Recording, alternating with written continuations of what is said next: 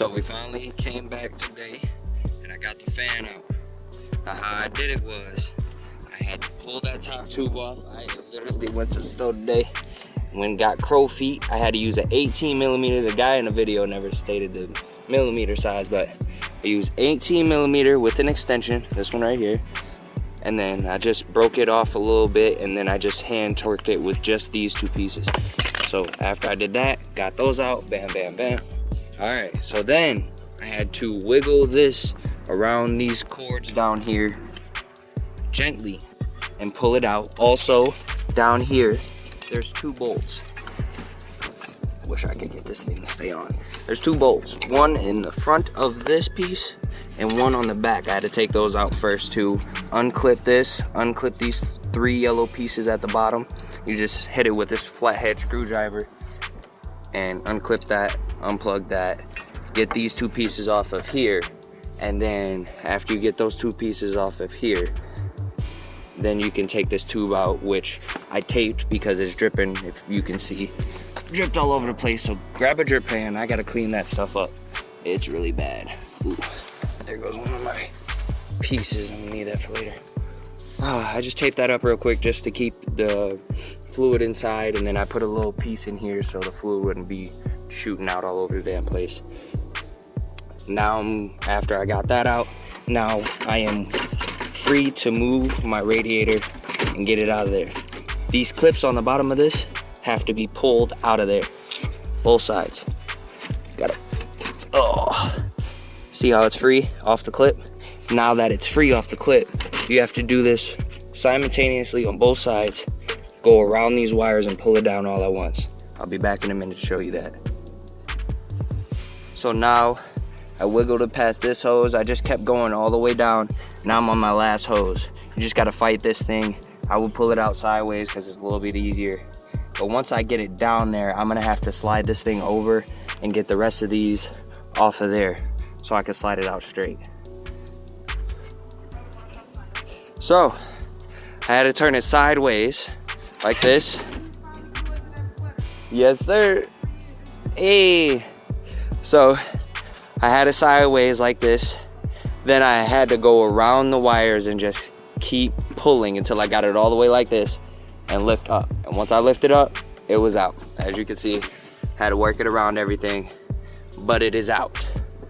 And you can tell I definitely needed a new radiator. That is horrible. Actually, I'll go set it over here so you can really see it. Boom. Bad. Bad. But I'm gonna turn it back over because I'm not sure if there's coolant left in there. Probably not, because it was draining on the ground the whole fucking time.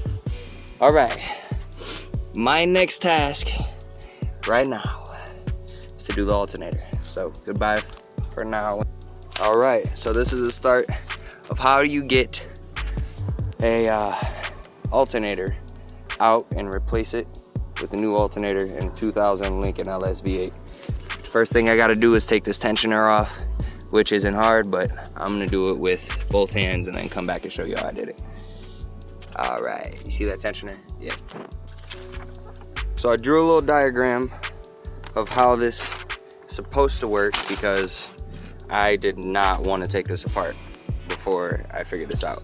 So I started at the tensioner, which is the little triangle piece where my part is starting. It wraps around that both ways. It starts there. Then it goes down and underneath to that big wheel. So it goes and wraps down and goes underneath to the big wheel. Then underneath that, it's gonna wrap around to the other side and come all the way up. So it's gonna wrap around, come all the way up. Now after it goes around and comes all the way up, it goes to this black wheel with 3 bolts in it. So it's gonna go over that. Now after you go over that, it's gonna come down and underneath the next wheel. So it goes down and underneath. Then it goes over again. So back here, there's a bigger wheel and it goes back over that. Then that one goes down and comes on the back side of that one and goes underneath the alternator. Then wraps back around and goes on top of that next wheel and goes back to the tensioner. That is the next part I'm about to get to, taking this belt off. While editing, I realized that I didn't say this. I had pulled back the tensioner, got the serpentine belt off, pulled it around the wheels, and then I had to turn it sideways and get it around the tensioner and pull it from behind it and pull it up. Then I got that out, and then I moved on to the bolts, and there's 3 bolts on the alternator.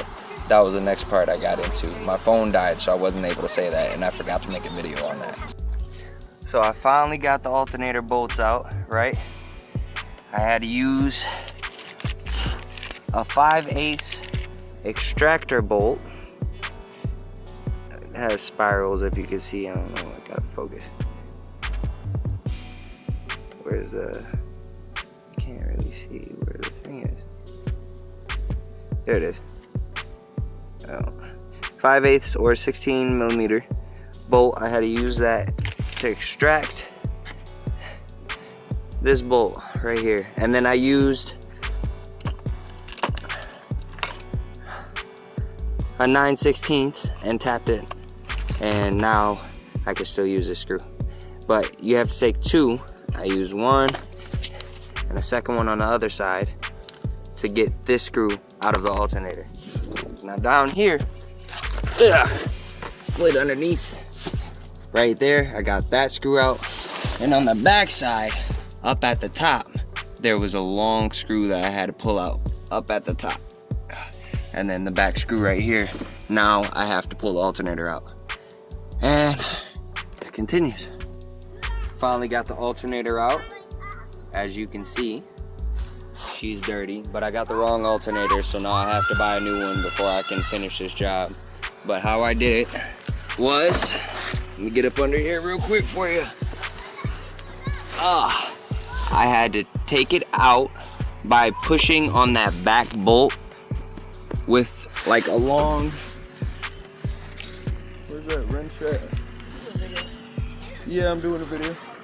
Where's that wrench at? Oh, with a wrench like that, I had to push against it and stick it in there from the top and push against this bolt right here, or this socket right here, to push it out. And then once I pushed it out and put some WD-40 all over the sockets, it pushed out.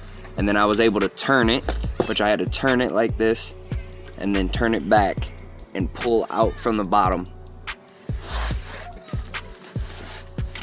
It's sitting like this, right? So I had to turn it like this, then turn it back and get it flipped out like that, then pull it down. And once I pulled it down, I was able to flip it around and get those top 2 pieces out. And this connection right here, that black connection has a screw. You got to pull that sheath back to get to that screw head. And this is just a clip. That black clip comes out, you pull that out, and then pull it down. Unscrew it after you get done. Now that is it. Till next time, guys.